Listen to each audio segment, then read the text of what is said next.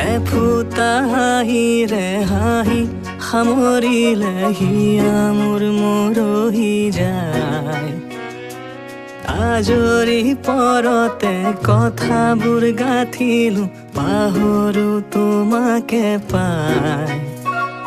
মৰম কি এনেকুৱাই, মৰম কি এনেকুৱাই, মৰম কি এনেকুৱাই, মৰম কি এনেকুৱাই।